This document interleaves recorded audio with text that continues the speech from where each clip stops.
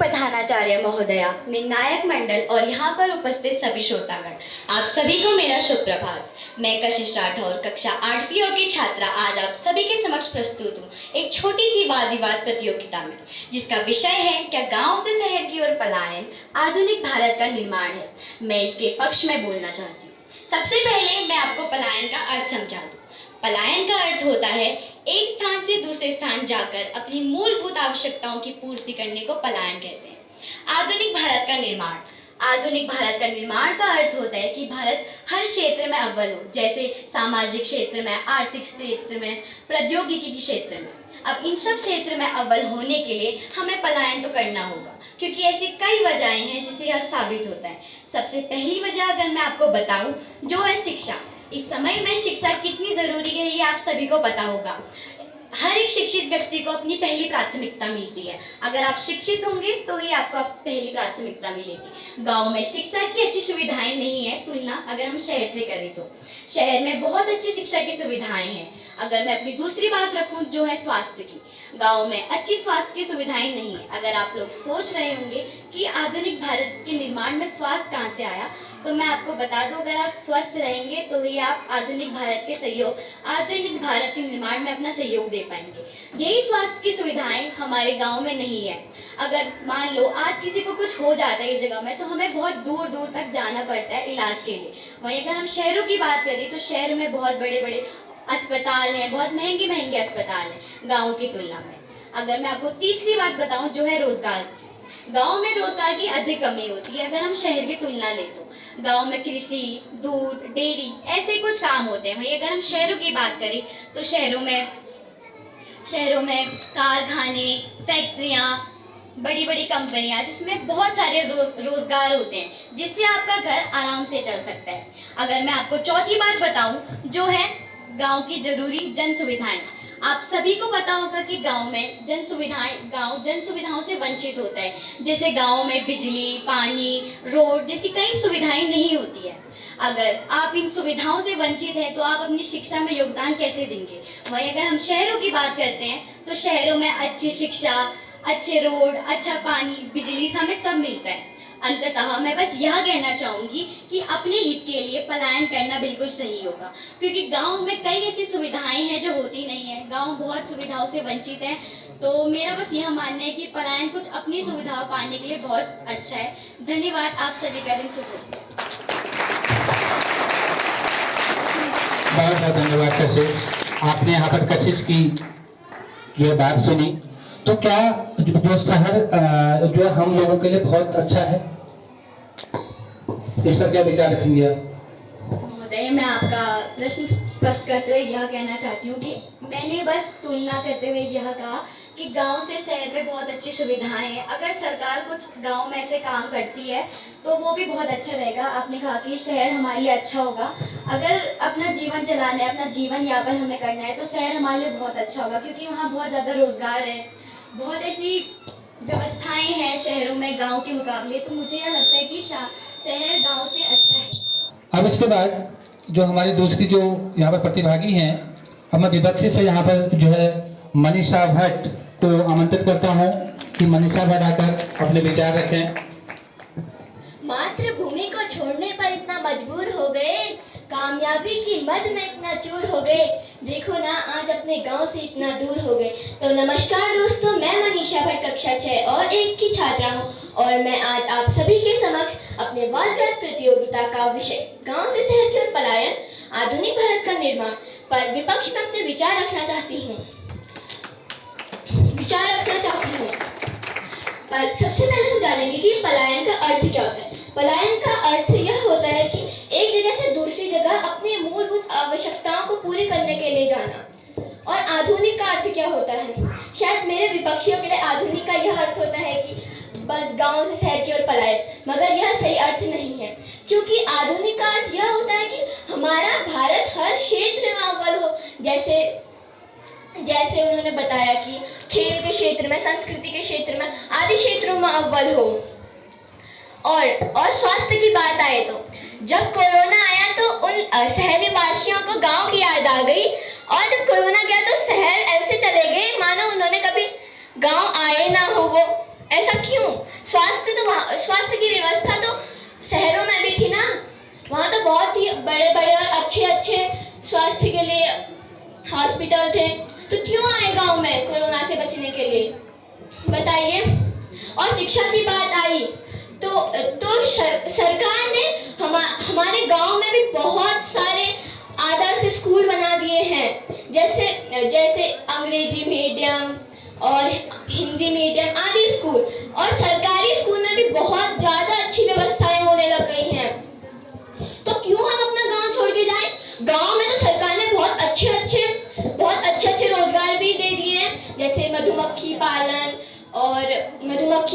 दुग्ध पालन आदि रोजगार हैं अभी भी गांव में। मैं अपनी वाणी को यहीं पे विराम देना चाहूंगी। धन्यवाद।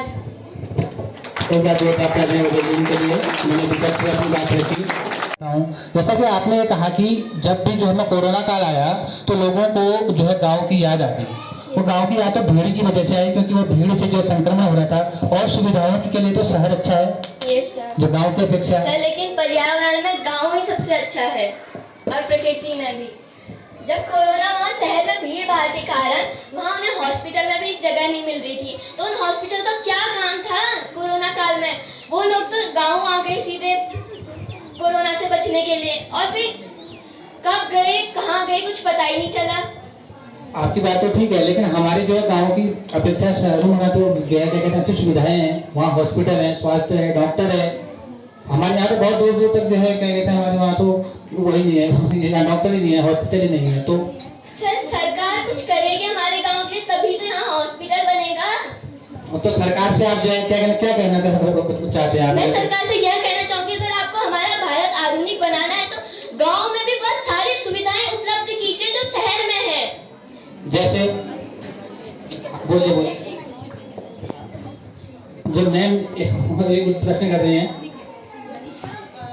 एक बात में मैं ये प्रश्न करना चाहूँगी आपसे। ठीक है सर, आप कह रही हैं कि कोरोना के समय में जब इस तरह की महामारी फैली तो उस समय सबको गांव याद आया।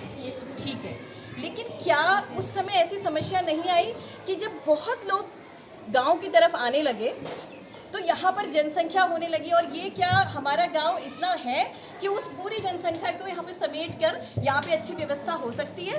नो मैम, मगर आधे से ज़्यादा लोग जिन्होंने अपना गांव मतलब छोड़ ही दिया था, वहाँ की ज़मीन भी बेच दी थी या कहीं दे दी थी, तो मैम वो लोग तो शहर में ही रहते थे, और उन्हें कोरोना का संक्रमण भी हुआ था, जिसके कारण बहुत से लोग मर गए थे। लेकिन जो लोग गाँव में आए, गाँव में तो कुछ पता ही नहीं था कोरोना आया है कि नहीं।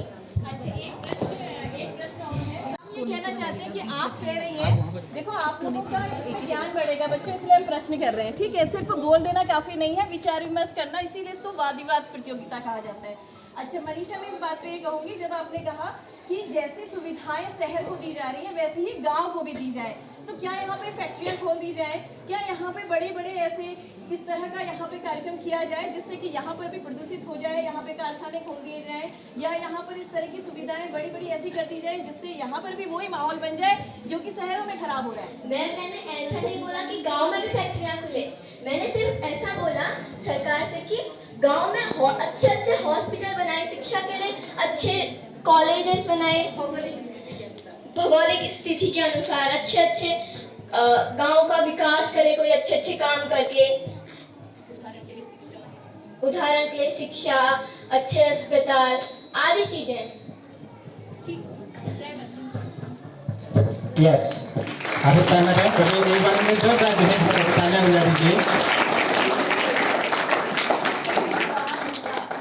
अब मैं जो पक्षी से आजन स्वरूप को मंच पर आमंत्रित करता हूं। एक बार आजन स्वरूप के लिए जोरदार तालियां बजा दीजिए। आजन स्वरूप। माँ सरस्वती की इस पावन प्रांगण में उपस्थित प्रधानाचार्य महोदय, निर्णायक मंडल और यहाँ उपस्थित सभी श्रोतागणों को मेरा स्नेह भरा नमस्कार। मैं आर्यन स्वरूप कक्षा 8वीं का छात्र आज आपके समक्ष एक छोटी सी वाद विवाद प्रतिज्ञा करने जा रहा हूँ। मेरा शीर्षक है गांव से शहर की ओर पलायन, आधुनिक भारत का निर्माण। मैं इस विषय में पक्ष में अपने तर्क रखूंगा। अगर मेरे से जो भी त्रुटि हो मैं उसके लिए क्षमा प्रार्थी हूँ। तो मैं आपको पहले ये बता दूं कि पलायन का अर्थ क्या होता है। पलायन का अर्थ होता है अपने जरूरत अनुसार एक जगह से दूसरी जगह जाना। महोदय, आपको पता होगा कि जो पहला मनुष्य आया था वो अफ्रीका के महाद्वीप से आया था। अगर उसने पलायन ना करा होता तो फिर मनुष्य इतना विकसित ही नहीं हुआ होता। और जो पलायन है ये सिर्फ मानव सभ्यता ही नहीं, हर एक जीव जंतु करता है।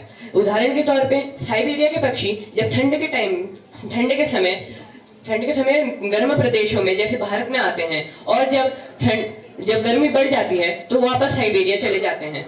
तो अगर बात रही गांव से शहर की और पलायन की, तो मेरे हिसाब से ये अति आवश्यक है, क्योंकि हमें शहरों में कुछ ऐसी सुख सुविधाएं मिल जाती हैं जो हमें गांव में बड़ी मुश्किल से प्राप्त हो पाती हैं, जैसे शिक्षा, मेडिकल संबंधित सहायताएं और अपने बेहतर रोजगार के लिए। और इससे आधुनिक भारत का निर्माण भी निश्चय है। जैसे अगर जैसे कोई व्यक्ति गांव से शहर पलायन करता है अपने बेहतर रोजगार के लिए, अपनी बेहतर कमाई के लिए, तो उसको आधुनिक भारत का निर्माण होता है, क्योंकि वो अपनी आर्थिक स्थिति मजबूत करता है, जिससे भारत को भी काफी सहायता होती है अपनी आर्थिक स्थिति मजबूत करने में। और मैं आपको कुछ उदाहरण बताना चाहता हूँ कि जैसे मेरे विपक्षी साथी ने कहा कि अगर हम शहरों में जाते हैं तो हमने गांव को भूल जाते हैं, तो इसके लिए मैं एक उदाहरण देता हूँ। गांधी जी गुजरात के पोरबंदर से थे, और उन्हें अपने जीवन का एक बड़ा हिस्सा दक्षिण अफ्रीका में बिताया, और फिर वापस आके उनने भारत को स्वतंत्रता दिलाने के लिए अपना एक बड़ा हाथ निभाया। और जैसे मेरे विपक्षी साथी ने कहा कि जब कोरोना के समय में जब लोग शहर से वापस गांव आए, तो मैं ये कहना चाहता हूँ उसके उत्तर में कि जो कोरोना की वैक्सीन थी वो गांव में बैठे बैठे तो नहीं बनी होगी, उसके लिए तो लोगों ने शहर जाके दूसरों की जान बचाने के लिए अपनी जान जोखिम में तो डाली ही होगी। और ऐसी बहुत सारी हस्तियां हैं जिनने आधुनिक भारत के निर्माण में मदद करी है। मेरे ये सब कहने का तात्पर्य यही है कि आधुनिक भारत के निर्माण में एक प्रमुख भूमिका निभा रहा है। धन्यवाद, आपका दिन शुभ हो। बहुत बहुत धन्यवाद, बहुत अच्छा पक्ष रखा है। अब मैं विपक्ष से आग्रह करूंगा कि अगर आपको कोई इनसे अगर कुछ आप लोगों को अगर जो पूछना हो तो आप जो पूछ सकते हैं। विपक्ष से नहीं पूछना है, ओके, तो मैं पूछ सकता हूँ। तो आपने जैसे ये कहा कि जो है गांधी जी का यहाँ पर आपने उदाहरण दिया, बहुत अच्छा यहाँ पर जो है तर्क रखा। तो क्या जो गांधीवादी जो हमारी सोच है वो सोच थोड़ा सा में प्राचीन नहीं है, या है? हम आज के परिप्रेक्ष्य में क्या सोच सकते हैं? ठीक है, आपने यहाँ पर एग्जाम्पल दिया, बहुत अच्छी बात लगी मुझे, लेकिन वो थोड़ा सा अगर हम बात करें वो हमारी जो थोड़ा सा में प्राचीन परिप्रेक्ष्य हो गया हो, हम आधुनिक परिप्रेक्ष्य में जो क्या बात रख सकते हैं इसके लिए? सर, जब गांधी जी ने पलायन करके अफ्रीका गए, वहां से ज्ञान इकट्ठा करा और वापस जब भारत आए तो उनने स्वतंत्रता संग्राम में अपना बहुत बड़ा हाथ बटाया। अगर वो शायद से अगर ऐसा हो सकता था, अगर वो पलायन न करते तो हमारा भारत आज स्वतंत्र नहीं हो सकता था। जन्म देने वाली माँ और जन्म का स्थान हमारे लिए स्वर्ग से भी बढ़कर होता है, इसलिए हमें उन पर गर्व करना चाहिए और उनका सत्कार करना चाहिए। परम श्रद्धेय प्रधानाचार्य महोदया, आदरणीय निर्णायक मंडल एवं मेरे प्रिय श्रोतागण को मेरा नमस्कार। मेरा नाम नीति जोशी है, मैं कक्षा 6 और 1 की छात्रा हूँ। आज मैं आप सभी के समक्ष हिंदी वाद विवाद प्रतियोगिता के लिए विषय गाँव से शहर की ओर पलायन, आधुनिक विकसित भारत का निर्माण के विपक्ष पर अपने कुछ विचार रखना चाहती हूँ। विकास की पहली सीढ़ी गांव से शुरू होकर निकलती है। अगर गांव विकास के पथ पर आगे बढ़ते हैं तो वतन भी प्रगति के पथ पर अग्रसर होगा। यह कथन एकदम सत्य है, परंतु आज हम लोग पलायन कर रहे हैं और अपनी मातृभूमि को छोड़कर चले जा रहे हैं। आप सभी को तो ज्ञात होगा, स्वतंत्र भारत की प्रथम जनगणना 1951 में हुई थी, जिसमें ग्रामीण आबादी का अनुपात 83% और शहरी आबादी का अनुपात 17% था। 50 वर्षों के बाद 2001 में जनगणना की गई, जिसमें ग्रामीण आबादी का अनुपात 26% और शहरी आबादी का अनुपात 74% था। आंकड़ों से तो स्पष्ट है कि इस दौरान पलायन कितना ज्यादा किया गया है, लेकिन हम लोग पलायन करके यह सोचते हैं कि पलायन करने से हम आधुनिक भारत का निर्माण कर रहे हैं, परंतु यह गलत है, क्योंकि आधुनिक भारत को बनने में जितना सहयोग शहरों का है उससे कई ज्यादा गांव का है।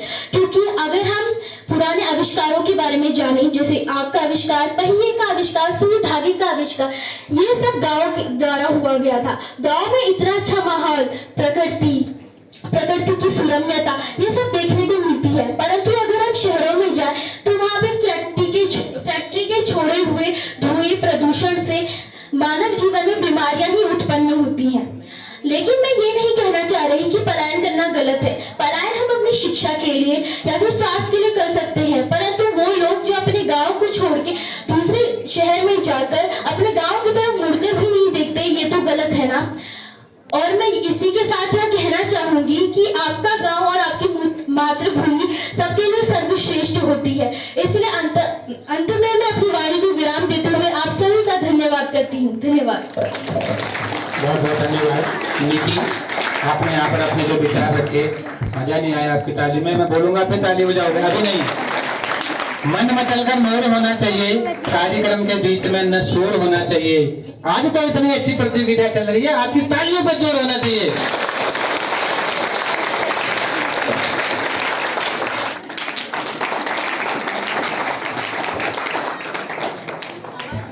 आपका समय शुरू है। और आदरणीय प्रधानाचार्य महोदया, सम्माननीय निर्णायक मंडली एवं यहाँ पर प्रस्तुत सभी श्रोतागणों को मेरा प्रिय भरा नमस्कार। मैं प्रियांशु जोशी, कक्षा 8वीं का छात्र, आज आप सभी के समक्ष एक छोटी सी वाद विवाद प्रतियोगिता करने जा रहा हूँ, जिसका विषय है क्या गांव से शहर की ओर पलायन एक आधुनिक भारत का निर्माण है। उस पर विपक्ष में बोलने जा रहा हूँ। हम पहले विपक्ष की बात करें तो सबसे पहले हमें समझना होगा ये आधुनिक भारत क्या है। आधुनिक भारत का अर्थ है वह भारत जो न केवल आर्थिक रूप से परंतु सांस्कृतिक, सामाजिक एवं हर क्षेत्र में अव्वल हो, उसे हम एक आधुनिक भारत कहते हैं। महोदय, मेरे विपक्षियों द्वारा यह कहना है कि अगर आप गांव से शहर की ओर पलायन करते हैं तभी हमारा देश आधुनिक बनेगा। मैं इस बात से सहमत नहीं हूँ। महोदय, हमारे देश की आबादी 121 करोड़ है, उसमें से 64% आबादी गांव में रहती है और केवल 31% आबादी ही शहर में रहती है। अगर गांव हमारे देश को आधुनिक बनाने में मदद नहीं करते तो क्या आज हमारे देश की 5वीं सबसे बड़ी अर्थव्यवस्था होती? मैं एक बार अपने विपक्ष से यह पूछना चाहूंगा। पलायन करने के मुख्य कारण क्या है? लोग पलायन इसलिए करते हैं क्योंकि उन्हें गांव में उतनी सुख सुविधाएं नहीं मिल पाती। लेकिन अगर सरकार गांव में भी सुख सुविधाएं और व्यवस्थाएं प्रदान करे तो पलायन रुक सकते हैं। कौन चाहेगा कि वो अपने सुंदर भरे माहौल को छोड़कर शहर के कोलाहल और प्रदूषित वातावरण में जाए? पलायन से मेरे विपक्षी साथियों ने इसके लाभ तो बहुत बता दिए, लेकिन इसकी हानियां उन्होंने नहीं बताई। पलायन से लाभ तो बहुत होते हैं, लेकिन हानियां भी बहुत होती हैं। पलायन से न केवल गांव में हानियां होती है, परंतु शहरों को भी कई बाधाओं का सामना करना पड़ता है। जैसे कि गांव का तो पतन होता ही है, तथा शहरों में भी कई बाधाएं आती हैं। जैसे अगर सब लोग गांव से शहर की ओर पलायन करने लगेंगे तो जनसंख्या संतुलन होने लगेगा, गांव का पतन होगा तथा उस शहर में जनसंख्या के लिए एक बहुत बड़ा परेशानी आ सकती है। दूसरा है कि पलायन से संस्कृति का पतन होने लगता है, स्थानीय संस्कृति का पतन होने लगता है। गांव में जो लोग अपनी स्थानीय संस्कृति को जानते हैं, अगर वो सब लोग पलायन करने लगेंगे तो हमारी जो प्राचीन नृत्य कला एवं गान है वो सब विलुप्त होने लगेंगे और ऐसे कई उदाहरण हैं। अंततः मैं आपसे बस इतना ही कहना चाहता हूं कि पलायन से हमारा देश आधुनिक नहीं होगा। गांधी जी ने भी कहा था कि अगर हमें अपने देश को आधुनिक बनाना है तो सबसे पहले हमें अपने गांव का विकास करना पड़ेगा। अंततः मैं अपनी वाणी को इधर ही विराम देना चाहूंगा। धन्यवाद। यहाँ पर प्रियांशु जोशी के द्वारा अपने विचार यहाँ पर रखे गए। आपने ये कहा था कि जो पलायन केवल जो सुविधाओं के लिए नहीं, हमारे सांस्कृतिक और सामाजिक विकास के लिए भी है, ये कहा था आपने। लेकिन मैं यहाँ पर ये कहूँगा कि जो लोग हमारे गांव से शहर जा रहे हैं वो तो हमारी सभ्यता को भूलते जा रहे हैं। वो तो वेस्टर्न में जो है, जो हमारा कल्चर है, जो हमारी पश्चिमी सभ्यता है, उसकी ओर को ज्यादा ध्यान हो। तो इस पर आपका क्या तर्क है? महोदय, मैंने यही कहा था कि पलायन से हमारी स्थानीय संस्कृतियों का पतन हो रहा है। जैसे हमारे यहाँ के, जैसे हम पलायन करेंगे तो हमें अपनी उत्तराखंड की संस्कृतियों का उतना ज्ञान नहीं होगा। अगर हमने पलायन करना शुरू करा गांव में, जैसा कि हमने देखा ही होगा, जब भी रोपाई लगती है तो झोड़ा झांझरी करते हैं, लेकिन अगर सब लोग बाहर जाने लग जाएंगे तो इससे स्थानीय संस्कृतियों का पतन होने लग जाएगा। तो मेरा यही कहना था कि पलायन से हमारी स्थानीय संस्कृतियों का पतन होने लगता है। सही, मैं आपकी उससे संतुष्ट हूँ। प्रियांशु, मैं आपसे एक प्रश्न करना चाहूँगी कि आपने अपने जो भी वक्तव्य यहाँ पे दिया है, मैं काफ़ी हद तक इससे सहमत हूँ। मैं आपसे यहाँ पे ये पूछना चाहूँगी कि अगर विकसित होगा तो कैसे होगा, गांव में क्या सुविधाएं देनी चाहिए जिससे आप कहते हैं कि समृद्ध होगा, और गांव में वो क्या सुविधाएं मिलनी चाहिए जिससे कि हमारा भारत विकसित भारत की ओर को, आधुनिक भारत की ओर को निर्माण करे। महोदया, मैं यह कहना चाहता हूँ कि अगर हमें अपने देश को आधुनिक बनाना है तो हमें अपने गांव का विकास करना पड़ेगा। विकास अर्थात ये नहीं कि हमें वहां कारखाने खोल देने होंगे। अगर हमें गांव में व्यवस्थाएं देनी है, अस्पताल की, शिक्षा की, मैं उदाहरण के लिए चौकोड़ी का ही एक उदाहरण देना चाहता हूँ। चौकोड़ी में शिक्षा की बहुत अच्छी व्यवस्था है, जबकि ये शहर भी नहीं है।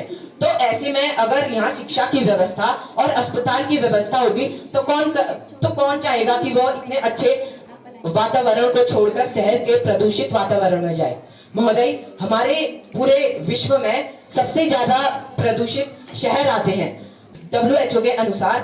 कुछ जैसे दिल्ली शहर है, कानपुर शहर है, इनमें इतना प्रदूषित है कि वह एक स्वस्थ, मतलब अगर हमें अपना स्वास्थ्य देखना है तो उसके लायक वह एक अच्छा विकल्प नहीं है। तो हमें अपने गांव को विकसित करना होगा अगर हमें अपने देश को आधुनिक बनाना है। मंडल ने इतनी बड़ी जिम्मेदारी दी है कि बच्चों के यहाँ पर पूरा निर्णय बताया जाए। मैं तो कहूँगी कि एक से एक यहाँ पर बच्चों ने अपने पक्ष और विपक्ष में बातें प्रस्तुत करी कि उसके साथ ही मैं यहाँ पे ये भी कहना चाहूँगी कि अपनी बात को इतने लोगों के बीच में रख कर कहना, ये भी एक बहुत अच्छी बात है मंच से। तो सबसे पहले इन सभी प्रतिभागियों के लिए बहुत बहुत ज्यादा आप लोगों की तरफ से ताली बजाई जानी चाहिए।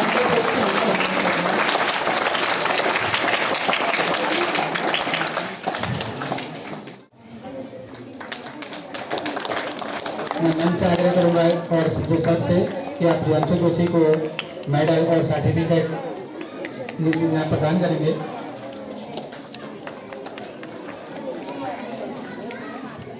आर्यन स्वरूप जिन्होंने आज की जो प्रतियोगिता में द्वितीय स्थान प्राप्त किया है, जिन्होंने यहाँ तीसरा स्थान,